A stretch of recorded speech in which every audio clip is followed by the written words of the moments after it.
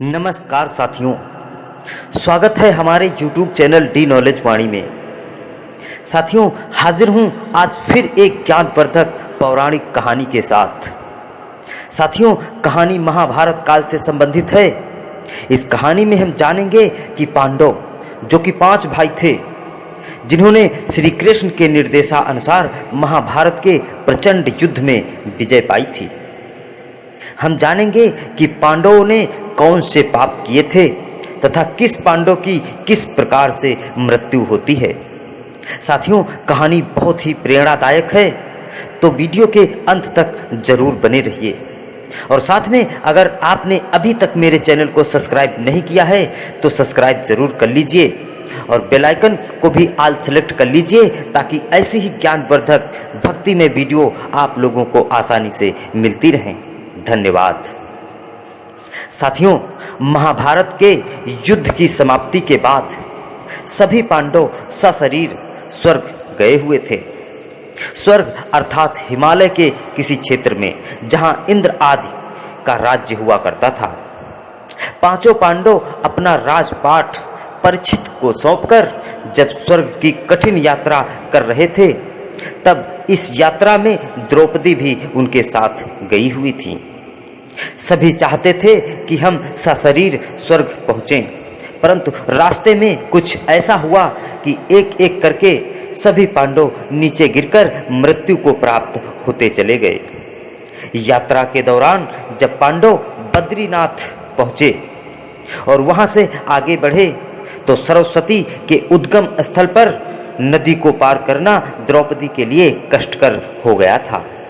ऐसे समय में भीम ने एक बड़ी सी चट्टान उठाकर नदी के बीच में डाल दिया। द्रौपदी ने उस चट्टान पर चढ़कर सरस्वती नदी को पार किया था। कहते हैं कि आज माणा गांव में सरस्वती के उद्गम पर आज भी इस चट्टान को देखा जा सकता है। इसे वर्तमान समय में भीम पुल भी कहा जाता है। हालांकि महाभारत की कथा के अनुसार 5 पांडव, द्रौपदी तथा एक कुत्ता आगे चलने लगते हैं। एक जगह द्रौपदी लड़खड़ाकर गिर पड़ती हैं। द्रौपदी को गिरा हुआ देख भीम ने युधिष्ठिर से पूछा कि द्रौपदी ने कभी कोई पाप नहीं किया, तो फिर क्या कारण है कि वह नीचे गिर पड़ी। तब युधिष्ठिर ने कहा, द्रौपदी हम सभी में से अर्जुन को ज्यादा प्रेम करती थीं, इसीलिए उनके साथ ऐसा हुआ है।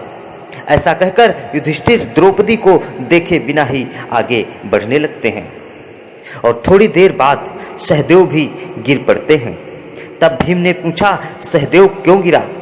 युधिष्ठिर ने कहा, सहदेव किसी को अपने जैसा विद्वान नहीं समझता था, इसी दोष के कारण इसे गिरना पड़ा है। और कुछ देर बाद नकुल भी गिर पड़ते हैं।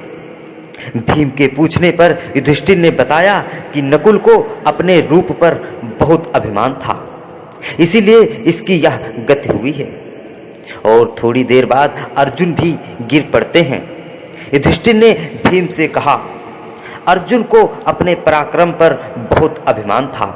अर्जुन ने महाभारत के युद्ध में कहा था कि मैं एक ही दिन में शत्रुओं का नाश कर दूंगा, लेकिन ऐसा कर नहीं पाए। अपने अभिमान के कारण ही अर्जुन की आज यह हालत हुई है। ऐसा कहकर युधिष्ठिर फिर आगे बढ़ गए। थोड़ा आगे चलने पर भीम भी गिर गए। तब भीम ने गिरते वक्त युधिष्ठिर से इसका कारण पूछा, तो उन्होंने बताया कि तुम भोजन बहुत अधिक करते थे, अर्थात तुम्हें भोजन बहुत प्रिय था और अपने बल का झूठा प्रदर्शन करते थे, इसीलिए तुम्हें आज भूमि पर गिरना पड़ा है। यह कहकर युधिष्ठिर आगे चल दिए। केवल वह कुत्ता ही उनके साथ चलता रहा। युधिष्ठिर कुछ ही देर चले कि उन्हें स्वर्ग ले जाने के लिए स्वयं देवराज इंद्र अपना रथ लेकर आ गए।